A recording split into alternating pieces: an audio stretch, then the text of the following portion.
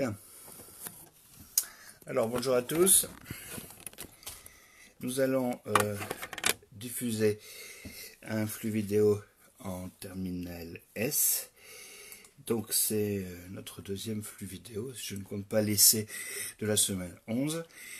La semaine dernière, vous vous souvenez que nous avions évoqué rapidement l'organisation du téléenseignement, fait un petit point de vocabulaire, notamment parce que vous employez souvent le terme de pays émergent à la place de puissance émergente. Et il vaudrait donc mieux, pour ne pas risquer de confusion, d'indiquer plutôt à la place de puissance émergente que vous voulez évoquer les puissances dites ascendantes, ça revient au même. En dernière partie de notre intervention de la semaine dernière, vous avez expliqué que vous auriez chaque semaine un questionnaire, un formulaire plus exactement à remplir en ligne, qui normalement vous est donné le vendredi et que vous devez compléter pour le jeudi suivant. Donc c'est la même chose cette semaine, je vous ai mis un formulaire dont il faudrait que vous le remplissiez pour jeudi, la nuit de jeudi à vendredi, dernier délai. Alors c'est pas forcément des exercices à proprement parler, mais c'est des petites questions qui visent à maintenir un lien entre nous et à vous donner aussi des consignes sur ce que vous devez faire pendant la semaine qui sépare deux interventions. Alors, dans notre capsule vidéo d'aujourd'hui, qu'on va insérer dans le cahier de texte cet après-midi, je vais donc vous parler de l'Afrique. Ce sera le chapitre 4 de votre cours de géographie. Ensuite, il y aura un chapitre 5 sur l'Asie. Ça nous amènera à ce qui aurait dû être la période des vacances dites de Pâques, en souhaitant que le confinement s'achève à peu près à cette époque-là, mais personne n'en sait rien. Donc un chapitre sur l'Afrique, que nous allons traiter essentiellement à distance. Donc je vous mettrai un petit cours écrit, un croquis sur l'Afrique, parce que ça fait partie des sujets qui peuvent faire l'objet d'une carte au bac. Bonjour Rose. Il est évident que cette vidéo ne remplace pas à proprement parler un cours. Alors pour les classes comme les TS que je n'ai que 2 heures par semaine, je pense que ce n'est pas très utile à ce stade d'essayer d'organiser des conférences en ligne à plusieurs où vous pourriez parler, intervenir, parce que ce qu'il faut c'est ne pas perdre trop de temps et avancer. Donc si un exposé de 20 minutes en ligne suffit à traiter un cours ou à développer une partie importante du cours et que vous travaillez chez vous de votre côté, vous fournirez à peu près le même effort que celui que vous aviez à faire en temps normal, 2 heures de cours et un petit peu de travail chez soi, au lieu que si on multiplie les interventions vidéo, vous allez vite être submergé.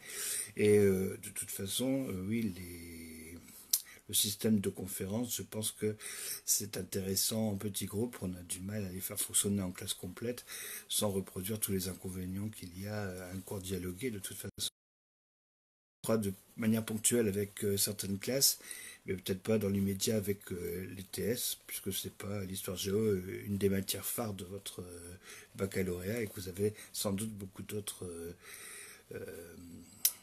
tâches d'ordre scolaire à mener de front.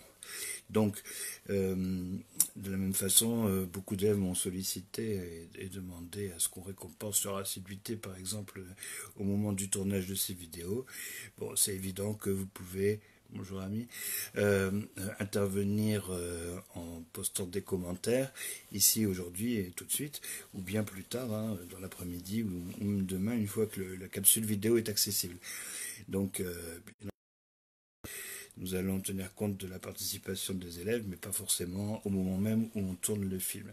Et donc je ne vous demanderai pas spécialement de venir en direct, c'est bien si vous y êtes, je pense que c'est plus sympathique, peut-être pour vous, d'avoir la leçon au fur et à mesure qu'elle est tournée, mais bon, certains élèves se sont plaints de ce que je les obligeais, paraît-il, à utiliser tel ou tel média social. Alors ce n'est pas le cas, hein.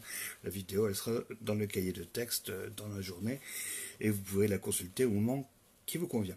Alors cette semaine, vous aurez donc un questionnaire sur le Sahara, et c'est ce dont on va parler essentiellement dans ce petit film.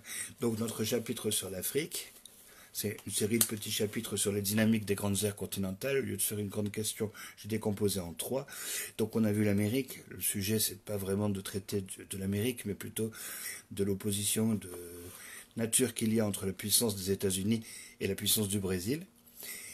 Par contre, le chapitre intitulé l'Afrique vise à donner les traits caractéristiques du continent africain, montrer en quoi il est particulièrement peu développé, ce continent, quels sont les défis qu'il a à relever. Et à l'intérieur de la question, vous avez une étude de cas sur le Sahara, alors qui est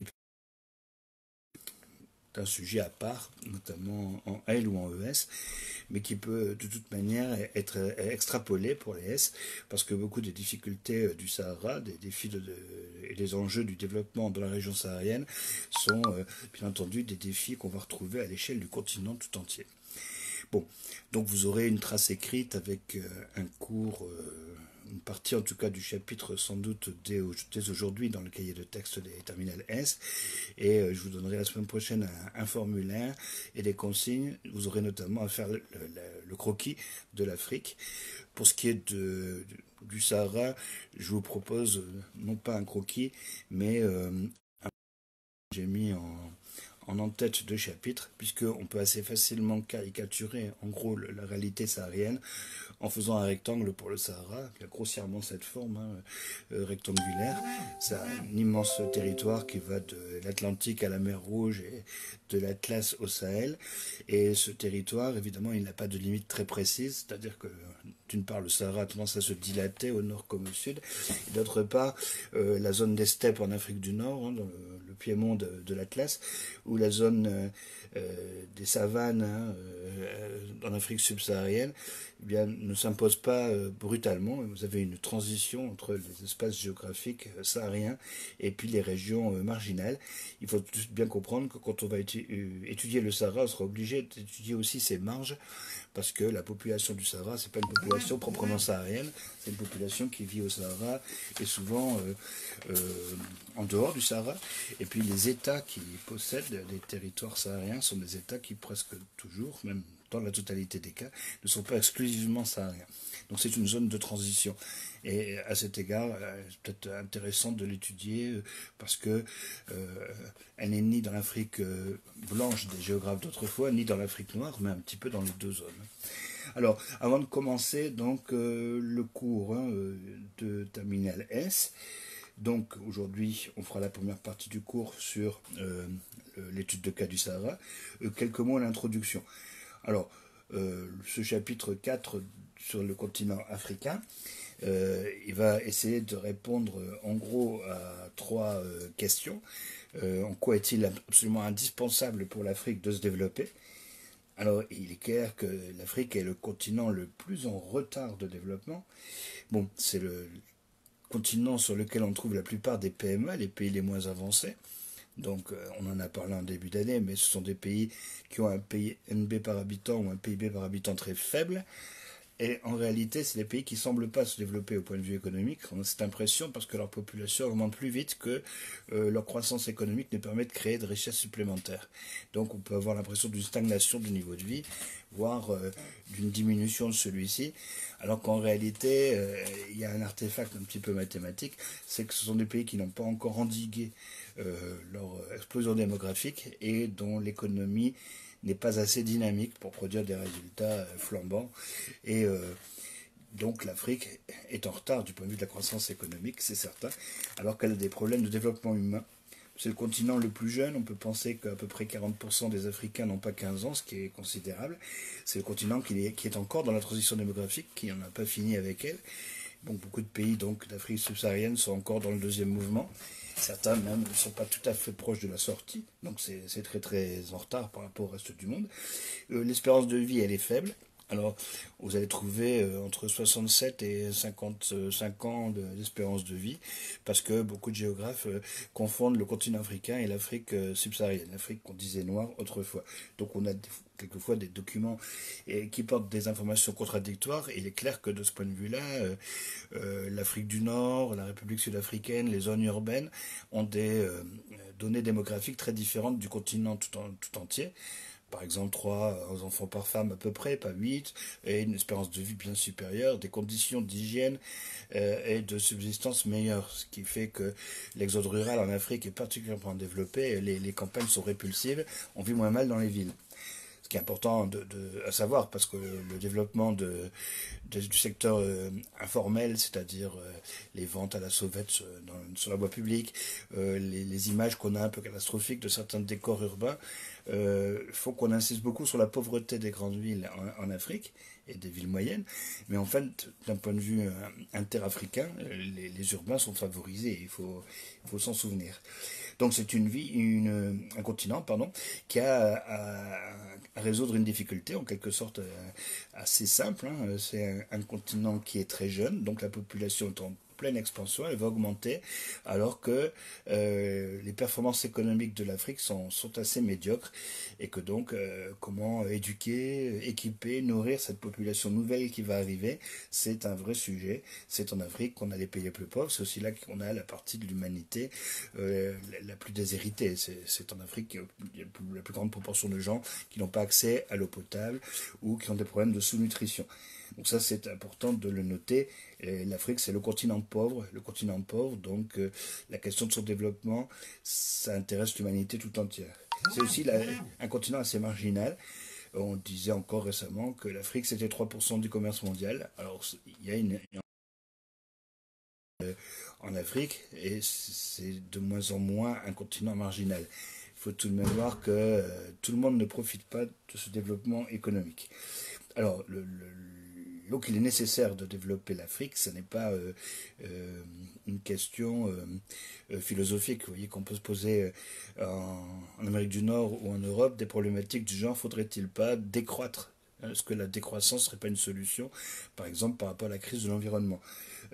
Donc si on produisait moins, si on était un petit peu plus euh, rustique, un petit peu moins dépensier, un petit peu plus économe, ce serait mieux et on n'a pas besoin de croissance économique.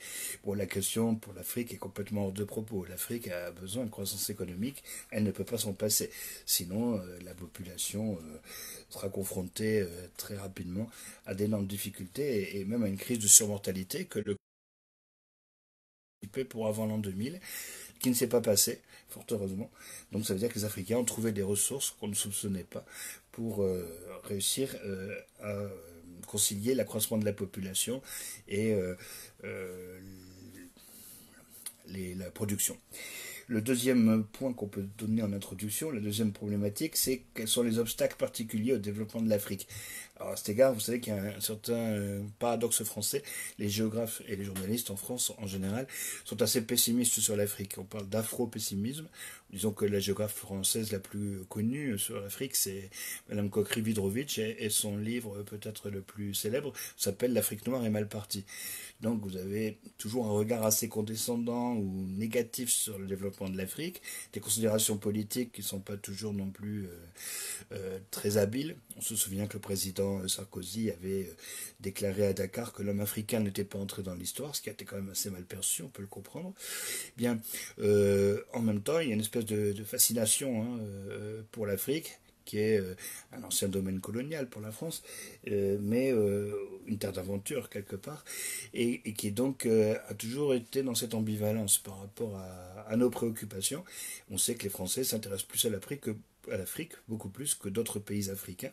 Ça ne veut pas dire pour autant que tous les Français se sont passionnés et que tous les Français, même à l'époque coloniale, avaient envie d'aller en Afrique ou de s'occuper de ces territoires. On sait bien, par exemple, que les cadres préféraient administrer l'Indochine ou le Maroc plutôt que l'Afrique noire, qui était délaissée. Donc, ce double regard, on est intéressé, on a des intérêts économiques d'ailleurs en Afrique très importants. Il y a une proximité aussi culturelle parce que beaucoup de pays africains sont francophones. Et en même temps, même d'un point de vue français, c'est un continent qu'on regarde comme étant marginalisé, comme étant pauvre et finalement offrant peu d'opportunités. C'est aussi une zone d'insécurité majeure et pour ce qui est de la France, c'est une zone de promenade militaire assez récurrente. Il y a très souvent des opérations militaires engageant les Français en Afrique. C'est une des caractéristiques de nos relations avec ce continent et ça explique peut-être pourquoi on a mis l'Afrique au cœur du programme de Terminal, pour que vous soyez un peu informés de ce point de vue-là. Alors c'est peut-être un obstacle au développement, hein. Il y a beaucoup de conflits armés en Afrique et beaucoup d'ingérences extérieures. Ça, c'est un vrai problème. Ensuite, l'économie est très peu tournée vers la production manufacturière. Il y a un retard de ce point de vue-là. L'Afrique manque d'usines. L'Afrique est dépendante du monde extérieur au niveau de la production industrielle. Et puis, l'insécurité alimentaire est très grande. Donc, on pourrait comparer de ce point de vue-là l'Afrique à peut-être l'Inde. Mais sinon, c'est un problème qui atteint une gravité qu'on n'a nulle part ailleurs. Bien. Euh, une dernière problématique, hein. Donc pourquoi faut-il se développer en Afrique? Ben, on est obligé, hein, pour faire face à l'accroissement de la population. Les obstacles, ben, ils sont économiques, on vient de le dire, et ils sont politiques. Beaucoup d'États, en plus, c'est le troisième point. Est-ce qu'on peut avoir une croissance économique, un développement politique qui pour le moment fait des défauts? On a des pays qui sont souvent des États défaillants, donc qui ont du mal à contrôler leur propre territoire, à payer leurs fonctionnaires, et ces États ont du mal aussi à appliquer un minimum d'état de droit. Bon, donc voilà les trois défis, si vous voulez, à relever, qu'on peut citer en introduction. Donc le premier point du cours, celui qu'on va traiter un petit peu ensemble aujourd'hui, ça va être d'évoquer le Sahara. Alors c'est la première chose qu'on va se demander où ça se trouve et qui habite le Sahara, donc des questions vraiment géographiques, et quel est le rapport du Sahara avec l'espace mondialisé. Autrement dit, est-ce que c'est un territoire plus ou moins bien intégré? Alors, si on vous pose un QCM et qu'on vous dit qu'un territoire s'insère dans la mondialisation, il est évident que le terme n'est pas bon. On s'intègre dans la mondialisation. On parle d'intégration territoriale, alors qu'on peut parler d'insertion sociale ou économique. Je le dis parce que dans le formulaire précédent, une question portait là-dessus et que souvent vous êtes fait un petit peu avoir. Alors, ce Sahara, c'est avant tout un désert. C'est un désert très étendu, hein, qui fait plus de 8 millions de kilomètres carrés, sur un continent, l'Afrique, qui est très vaste, hein, qui est le troisième plus vaste continent dans le monde, ou le quatrième, parce que tout dépend de comment vous comptez les masses continentales. C'est-à-dire que bon, l'Afrique est plus petite que l'Asie, c'est certain, mais elle serait plus petite aussi que les trois Amériques si on les considérait comme un tout, ce qu'on fait en France d'habitude. Par contre, si vous mettez l'Afrique, enfin l'Amérique du Nord, si vous la distinguez de l'Amérique du Sud, comme font par exemple les Américains eux-mêmes, donc ils sont assez pertinents, c'est leur continent après tout, à ce moment-là, l'Afrique est en troisième position. Donc c'est un continent immense, ce qu'on ne voit pas beaucoup sur les cartes. Vous voyez que l'Afrique est située en grande partie dans la zone équatoriale, et sur une carte classique, projection de Mercator, les pays de la zone équatoriale sont un petit peu minorés. On a l'impression qu'ils sont plus petits qu'en réalité. Donc l'Afrique, il faut se souvenir de ça, c'est un continent très grand, et donc c'est peut-être pas sans rapport avec le fait que le Sahara est de loin le principal désert sur Terre. Alors, donc localisation et peuplement du Sahara, c'est une région assez vide. La population saharienne, c'est environ 10 millions d'habitants. Donc 10 millions d'habitants et le plus vaste désert de la planète. Il y a là une contradiction. Qu'est-ce que ça veut dire un désert?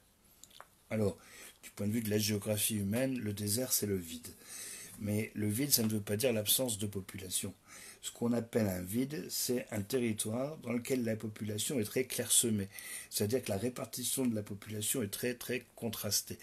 Quand la population est mal répartie, on dit mal répartie, mais ça n'est pas péjoratif, ça veut dire que la répartition n'est pas homogène, eh bien on parle de peuplement. La répartition de la population, ça s'appelle le peuplement. Faites attention de ne pas confondre. Il y a des gens qui prennent peuplement et population comme synonymes. La population, c'est les habitants, les effectifs. Le peuplement, c'est la manière dont cet effectif se répartit dans l'espace. Bon, on parlera de peuplement donc discontinu. En l'occurrence, le Sahara a évidemment globalement une très faible densité de population, mais ce qu'il faut aussi noter, comme toujours dans les déserts, c'est l'irrégularité de cette densité. Il y a quelques points, si vous voulez relativement peuplé et beaucoup d'endroits où il n'y a vraiment personne. Alors bien entendu, tout le monde le sait, à l'intérieur des déserts, notamment du désert saharien, on a des oasis. Alors, en effet, les oasis sont donc des zones irriguées qui correspondent à des habitats permanents, mais ce sont aussi des oasis, enfin, des relais caravaniers, des stations sur le parcours des voyageurs qui peuvent fréquenter le désert. Il y a toujours eu, par exemple, entre l'Afrique occidentale et le Maroc, un trafic relativement intense de marchandises. Donc les populations qui sont responsables de ce commerce, qui ont l'habitude de le pratiquer au Sahara, sont des populations sahariennes, même si vous voyez bien qu'elles n'y vivent pas en permanence dans le Sahara. Elles peuvent habiter juste au nord, juste au sud, mais transiter par le Sahara et y vivre une bonne partie du temps. Donc vous avez des oasis avec des habitats permanents et des stations qui permettent à des populations en transit de fréquenter le désert. Vous avez aussi évidemment d'autres bases qui sont devenus aujourd'hui des noyaux d'urbanisation et qui donc représentent une population sédentaire. C'est notamment toutes les villes qui sont nées de l'exploitation des hydrocarbures, comme à Simessaoud en Algérie, ou bien du fer, du phosphate. On verra que c'est une région assez riche, le Sahara, en fait. Donc, à cause de ça, récemment, on a mis en place des centres de peuplement qui n'existaient pas. Il y a même des bases militaires au Sahara qui ont donné lieu à un embryon d'urbanisation. Classiquement et surtout ce qu'on a au Sahara, et ce qui explique qu'on ne peut pas distinguer le désert de ses marges, c'est de très nombreuses populations nomades qui ont des parcours dans la zone de transition entre ce qu'on appelle le Sahel et le Sahara. Donc le Sahel, c'est les zones plus humides que le Sahara qui font transition entre le Sahara et les autres régions d'Afrique. Alors pour certains géographes, il y a un Sahel au nord et un Sahel au sud du Sahara, un Sahel méridional qui autrefois était appelé le Soudan. Donc il y avait le Soudan anglais qui s'appelle toujours le Soudan aujourd'hui, le Soudan français qui s'appelle le Mali. Dans l'acceptation la plus courante et contemporaine, on appelle le Sahel toute la zone au sud du Sahara, entre le désert proprement dit et les savanes, et on n'utilise pas le mot pour l'Afrique du Nord. D'ailleurs, en Afrique du Nord, on a plutôt affaire à des steppes, des piémonts de montagnes, et on n'a pas tellement les mêmes paysages qu'au sud. Alors, le Sahel est une zone de transition, il n'y a pas de limite bien nette entre le Sahara et le Sahel, et c'est un espace de transition donc fréquenté par des populations assez diverses, nomades, qui font de l'élevage, et qui ont eu tendance à se sédentariser sous la pression des États depuis les indépendances, mais qui ont du mal traditionnellement à reconnaître les frontières issues de la dite décolonisation. Alors pour expliquer les conflits dont on parlait tout à l'heure, il y aura notamment le problème des frontières. Le Sahara est rempli de frontières très artificielles, parce que d'abord on ne les voit pas sur le terrain, bien sûr, ce sont des lignes imaginaires, et ensuite parce que les États sahariens manquent peut-être de légitimité. Bien, donc on a un désert humain, donc ça ne veut pas dire une région vide, mais une région de peuplement très discontinu, et il faut savoir, même si c'est un autre problème, qu'en plus il n'y a pas de population saharienne au singulier, ce sont des groupes humains assez divers et qui ont parfois une tradition d'antagonisme, ce qui complique la situation. Alors, si nous avions un peu plus de culture géographique, on aurait pu parler de ce que c'est qu'un désert au sens de la géographie physique. Mais vous voyez qu'en géographie, dans toute votre scolarité, je pense que vous n'avez jamais fait de diagramme ombrothermique ni de climogramme. Donc, évidemment, un désert, ce n'est pas une zone qui est inhabitée sans motif. La plupart du temps, on a des déserts qui sont difficiles à vivre. Le problème du Sahara, c'est l'aridité, c'est-à-dire l'absence de précipitation. Donc, par exemple, dans une ville comme Tindouf, qui est dans l'angle entre le Maroc et l'Algérie, près du Sahara dit espagnol, vous avez 30 mm de précipitation par an. Alors, vous voyez qu'à Saint-Jean-de-Luz, on est à plus d'1 mètre, on a 1300 mm, quelque chose comme ça. Donc, vraiment, il pleut très très peu dans ce désert saharien. Et quand il y a des précipitations, en plus, elles prennent des formes assez cataclysmiques. C'est des précipitations très courtes, très intenses. Donc, sur le graphique, le petit schéma du Sahara qu'on peut représenter, vous aurez deux lignes bleues qu'on appelle des isoïettes. Alors, une isoïette, ça veut dire une ligne au niveau de laquelle, c'est ça que veut dire iso, il y a la même quantité. Et yet, ça veut dire de pluie. Donc normalement le Sahara c'est moins d'1 mètre de pluie par an bien sûr. Et au Sahel on est plutôt on peut aller jusqu'à 1,50 m. Mais là encore assez mal réparti, hein. Bon, vous avez des films sans doute qui vous montreraient ça, qui sont assez spectaculaires. Au Sahel, vous avez à la saison des pluies des régions très luxuriantes et très vertes qui deviennent vraiment stépiques et presque désertiques l'été, enfin la saison sèche. Et par exemple, c'est ce qui se passe dans le delta continental du Niger. Parce que le Niger a un delta continental, c'est-à-dire qu'à un moment, ses eaux se perdent dans un bassin entre Tombouctou et Djenné. Et vous voyez que ça explique d'ailleurs l'emplacement de Tombouctou. Donc historiquement, il n'y a pas de ville à proprement parler dans le Sahara, elles sont toutes aux marges du Sahara. Bon, Tombouctou par exemple, hein, qui est dans le Sahel au Mali, qui est la limite entre le désert, le Sahel, et qui est très proche de cette zone humide du fleuve Niger. Bon, mais qui était une métropole pour le Sahara au Moyen Âge et qui est connue pour ses très nombreuses universités musulmanes, notamment coraniques. Bon, et qui est une de ces villes qui ont fait rêver les Français. Vous voyez René Caillé, le premier Européen à atteindre Tombouctou, c'est quelqu'un dont les aventures ont été jugées assez palpitantes. Sahara, dans la littérature française, c'est aussi Pierre Benoît, pour parler d'un auteur qui a vécu dans la baie de Saint-Jean-de-Luz, enfin sur la baie de Saint-Jean-de-Luz, qui avait situé l'Atlantide dans ce désert. Donc vous voyez, j'en reviens à ce qu'on vous disait en introduction, l'intérêt pour l'Afrique des Français. Alors, 8,5 millions de kilomètres carrés, c'est-à-dire si on regarde la population de l'Afrique, enfin du Sahara, c'est 10 millions d'habitants, ils se répartissent donc sur un territoire qui est 16 fois comme la France.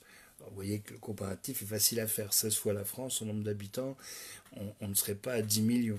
Donc c'est vraiment un territoire beaucoup plus vide que, par exemple, les territoires habités de l'Europe ou de l'Afrique. Donc c'est entre l'Atlas et les savanes, au sud, et puis entre l'Atlantique et la mer Rouge. Alors la mer Rouge, en fait, c'est pas vraiment une rupture. Au-delà de la mer Rouge, on a l'Arabie Saoudite. C'est-à-dire que ce grand désert saharien, en fait, il se poursuit même en Asie. Par convention, hein, le Sinaï entre l'Égypte et Israël et la mer Rouge marque la limite entre l'Afrique et l'Asie.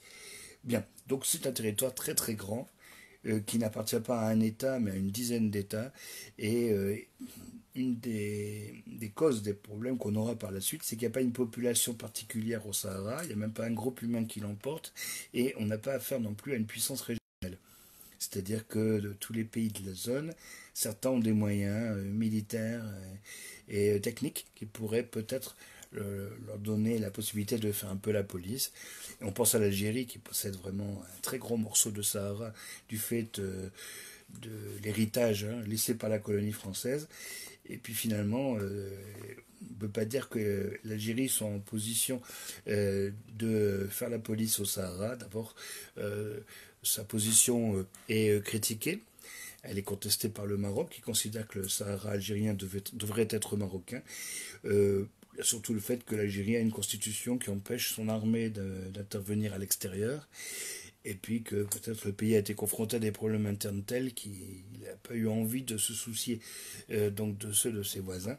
Donc globalement, vous avez un Sahara qui, dans sa partie occidentale, est encore dans la zone d'influence de la France.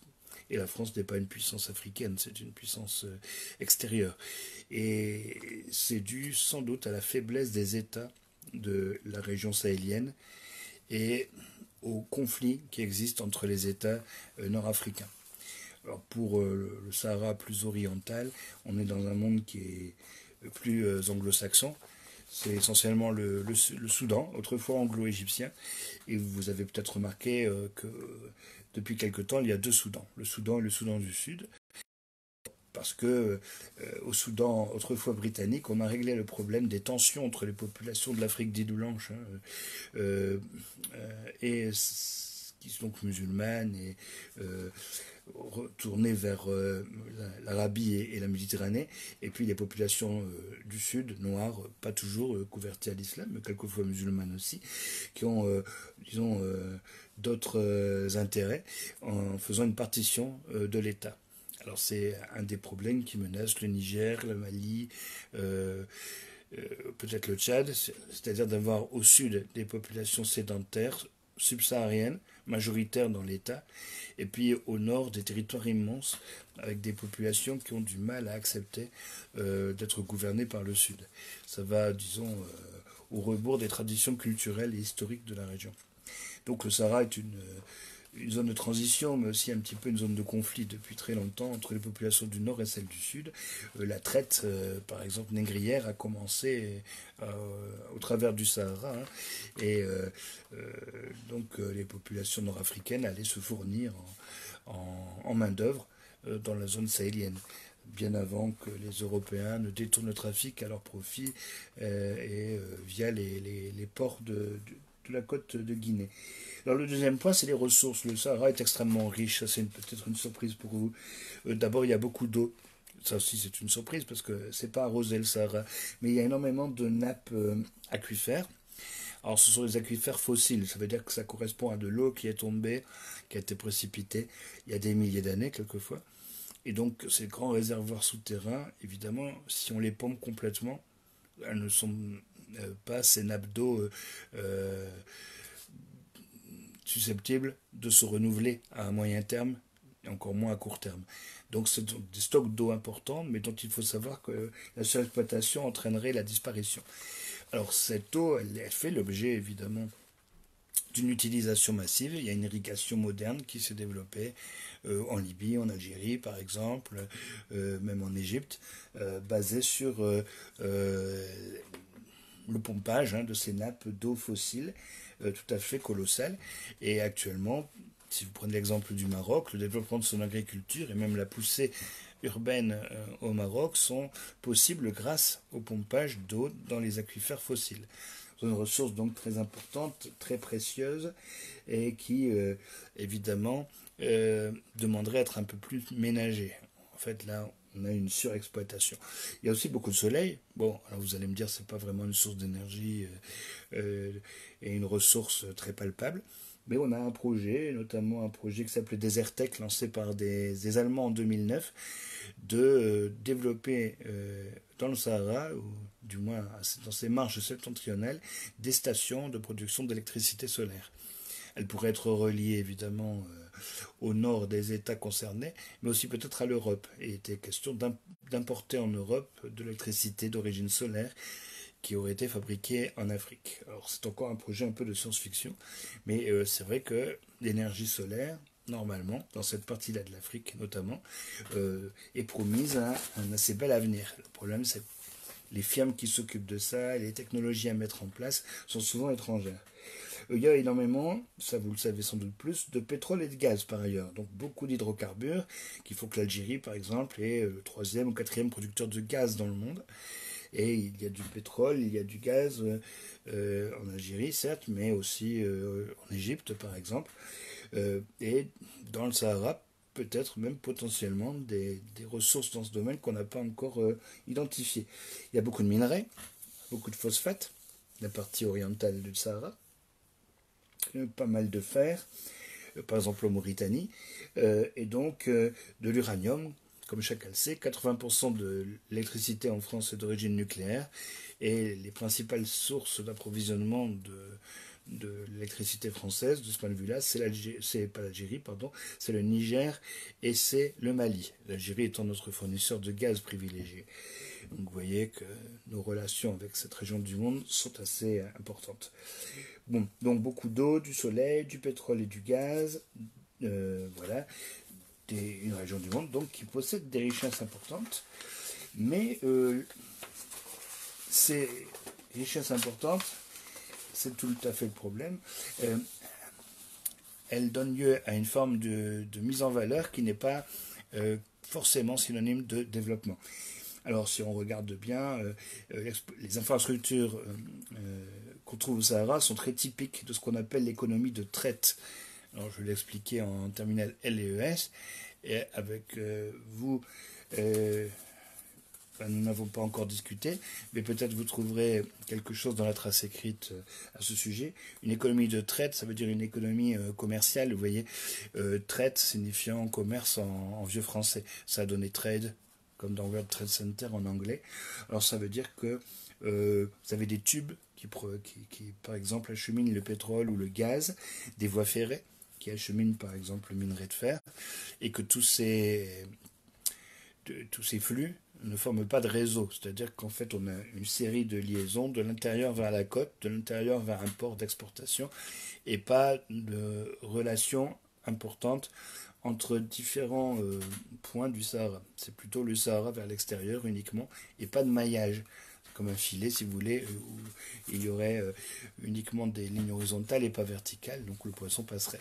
Euh, à part en Libye, où les canalisations d'eau, les aqueducs souterrains forment un véritable réseau, mais la Libye avait des moyens financiers importants. Les autres pays de la région ont du mal à développer véritablement des réseaux, ou quand ils le font, c'est pas dans la zone saharienne de leur territoire. Par exemple, en Algérie, vous avez un réseau autoroutier, un réseau ferroviaire, des infrastructures qui sortent de la logique de l'économie de traite, mais dans la partie saharienne, c'est pas le cas. Bon, trop peu de monde, trop grand retard de développement. Il y a aussi, il faudrait le signaler, dans cette région saharienne, de l'or. Il y a toujours eu d'ailleurs un grand intérêt des États nord-africains pour la zone saharienne en raison de cette présence d'or qu'on importait. Et vous voyez, par exemple, au Moyen-Âge, le monde musulman en Méditerranée avait cet avantage d'utiliser l'or de manière assez commune, alors qu'il n'y avait plus de Moyen-Âge en or en Europe depuis très longtemps. Donc, c'est une région très très riche. Une région très riche et qui est habitée par des gens très pauvres. Ça, c'est quand même très très étonnant. Mais 15% des Maliens, 40% des Nigériens, une immense majorité des Tchadiens ne sont pas nourris. C'est-à-dire que ce sont des gens qui meurent pas de faim, mais qui vivent sous-nutris, qui sont victimes de sous-alimentation. Alors ça, c'est vraiment la grosse difficulté de cette région. La production agricole est insuffisante, elle est mal répartie, et les populations sont donc assez fragiles de ce point de vue-là. Même dans les pays les plus riches, on voit par exemple beaucoup d'Égyptiens qui vont acheter une ou deux portions de vache qui rit dans une épicerie, ce qui est quand même assez surprenant de point de vue européen. Alors, cette grande pauvreté des populations, cette exposition à l'insécurité alimentaire, elle n'apparaît pas comme étant quelque chose en voie d'amélioration. En fait, l'urbanisation a tendance à détruire des terres arables, et l'irrigation moderne, qui se développe beaucoup, par exemple dans le sud algérien, se fait au détriment de l'irrigation traditionnelle. Donc ce qu'on gagne d'un côté, on risque de le perdre d'un autre, et surtout quand il s'agit d'États dont l'agriculture est tournée surtout vers l'exportation. On voit au Maroc, par exemple, que beaucoup d'activités agricoles sont stimulées par les exportations. Donc on se retrouve avec des pays qui sont riches et avec des populations pauvres, la caricature étant peut-être l'Algérie, parce que les Algériens eux-mêmes se plaignent beaucoup d'être pauvres dans un pays riche. L'Algérie, c'est le troisième exportateur donc, mondial de gaz, je vous le disais. C'est un pays qui est pourtant toujours très mal développé, qui connaît une explosion démographique importante, et dont on peut penser que la rente pétrolière est assez mal gérée. Alors c'est vrai de la plupart des pays africains bénéficiaires d'une rente. Cette rente risque d'être détournée au profit de certains intérêts privés, et même quand ce n'est pas le cas, l'État a du mal à utiliser à bon escient ses revenus pour le développement des populations locales. Alors un dernier point sur le Sahara, il est assez typique, comme je vous le disais, de problèmes qui sont propres au continent tout entier, et notamment deux problématiques très africaines, la prédation et l'instabilité. Alors, pourquoi la prédation Parce que l'Afrique est, comme je vous le disais pour l'uranium par exemple, s'agissant de la France, souvent le fournisseur de minerais ou de denrées très précieuses qu'on ne trouve pas beaucoup ailleurs. Donc ces richesses naturelles sont très convoitées, et des firmes transnationales sont à l'affût pour se procurer au meilleur prix possible ces richesses naturelles. Alors on le voit au Sahara, ce sera vrai pour l'essentiel de l'Afrique, et notamment en Afrique subsaharienne.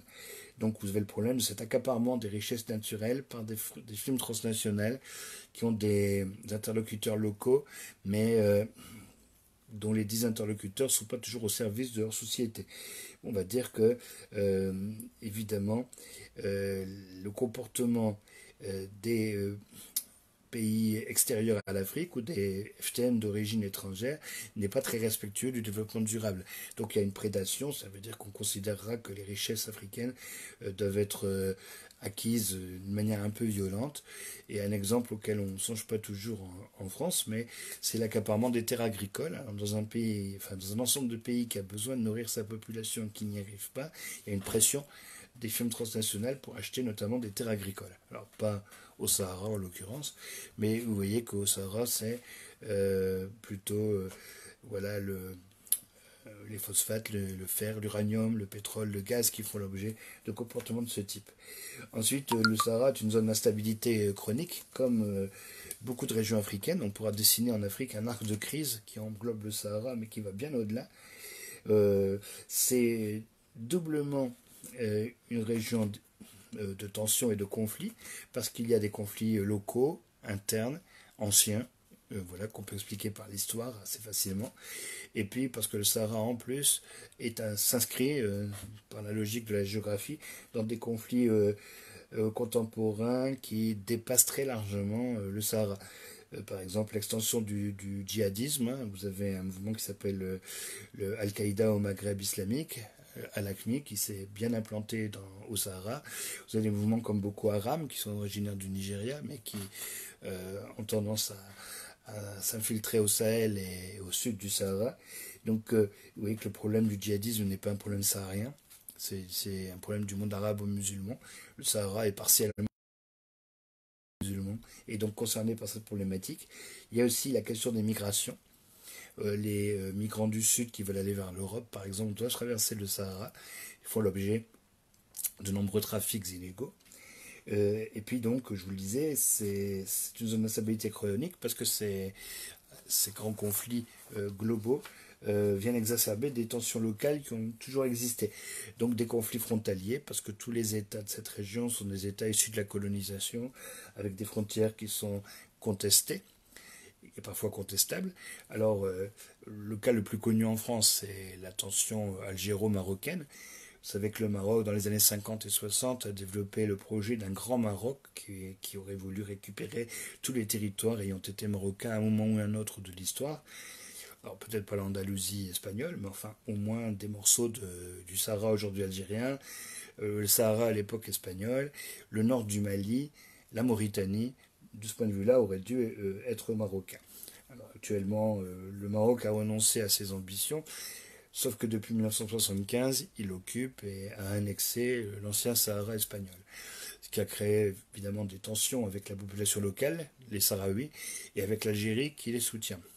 Bon, donc vous voyez, des conflits frontaliers, y compris entre le Maroc et l'Algérie, et au Sahara, une ville comme Tindouf, historiquement, est très difficile de l'attribuer soit au Maroc, soit à l'Algérie, et elle est peuplée essentiellement aujourd'hui d'ailleurs de gens qui sont ni algériens ni marocains d'origine, mais qui sont des Sahraouis ayant refusé l'intégration au Maroc. Bon, donc les conflits frontaliers sont très importants, d'une part à cause de problèmes de délimitation entre les États, donc c'est le cas entre le Maroc et l'Algérie, et d'autre part parce qu'il y a des populations nomades essentiellement, pour lesquelles les frontières des États ne signifient pas grand-chose, et qui ont tendance à les traverser sans aucun égard vis-à-vis du pays, soi-disant propriétaire du territoire. Donc ça nous permet de faire le lien avec les tensions interethniques très importantes dans la région. Et on a vu par exemple au Mali que les djihadistes s'étaient imposés assez facilement au nord parce que les Touaregs étaient en rébellion contre le gouvernement central, qui n'est pas central du point de vue géographique, qui est un gouvernement méridional. Donc les Touaregs n'étaient pas spécialement tous convaincus de l'intérêt d'une islamisation radicale de leur société, qui est déjà de toute façon très très islamisée, mais ils étaient d'accord pour une alliance objective du Sud. Et une fois qu'on a dit ça, on n'a pas réglé tous les problèmes, parce qu'il y a des tensions entre le Nord et le Sud dans ces États sahéliens. Donc au Nord, des populations nomades, voilà, souvent plus blanches. Au Sud, des populations sédentaires d'agriculteurs plutôt noirs. une tradition de razzia et de trafic dans le cadre duquel les populations du Nord étaient ou se voyaient, disons en tout cas, comme supérieures, et puis un retournement de situation dans le cadre de la décolonisation. De manière plus subtile, à l'intérieur même du Nord et du Sud de ces États, vous avez des tensions entre les groupes ethniques. Donc aucun État de la zone sahélienne, par exemple, n'est assez cohérent pour avoir une politique très efficace dans la région saharienne. C'est un des gros soucis qu'on a au Sahara et qui est typique de l'Afrique, à savoir les États défaillants. Alors, pour ce qui est de définir ce que c'est qu'un État défaillant, c'est peut-être une question que je vous poserai dans le prochain formulaire. Alors voilà, le fait d'avoir regardé ce petit film vous aidera peut-être à comprendre la trace écrite du cours qui sera mise en ligne au moins en partie dans la journée.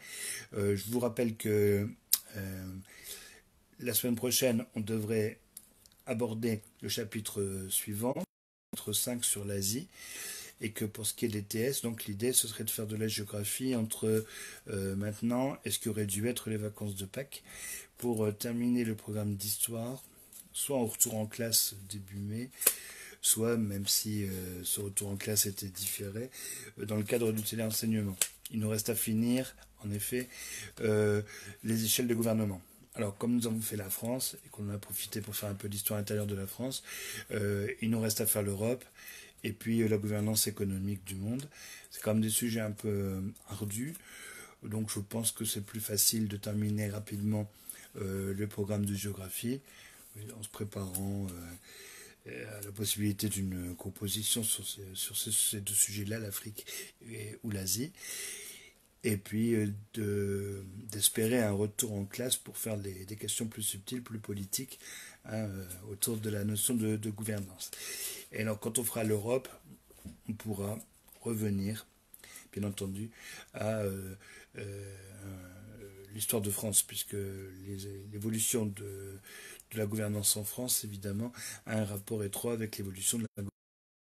L'Europe influence la France, mais l'inverse est vrai aussi, ce qu'on a tendance un petit peu à minorer. Voilà, donc écoutez, je vous remercie d'avoir suivi cette vidéo, ou de la regarder en léger différé, et je vous invite donc à me rendre jeudi soir le formulaire que je vous ai communiqué, sur lequel il y avait quelques petites questions sur le Sahara, mais aussi un petit sondage pour savoir si vous avez vos codes du lycée connecté. Puis on veut faire un jour des conférences, il faudrait que vous ayez vos codes pour éviter d'utiliser des logiciels privés qui apparemment font un peu peur. Bien, et sinon, en fin de semaine prochaine, donc vendredi, je vous poserai un autre formulaire pour la semaine suivante. Autrement dit, je ne vais pas le réexpliquer à chaque fois, mais je pense que tout le monde a compris. Chaque semaine, une petite vidéo le lundi, un petit exercice posté le vendredi à rendre le jeudi suivant. Donc en gros, vous avez un exercice écrit, une vidéo et une trace écrite chaque semaine. Voilà, à chaque fois en une seule fois, pour que vous puissiez vous organiser au mieux.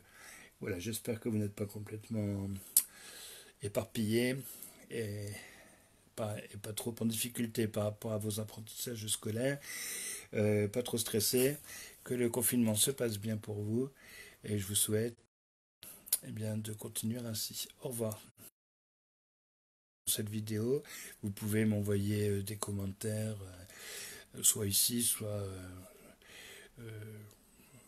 sur la chaîne de diffusion, ou bien par mail. Enfin, je répondrai aux questions au fur et à mesure qu'elles me parviendront. Allez, je vous salue et à la semaine prochaine.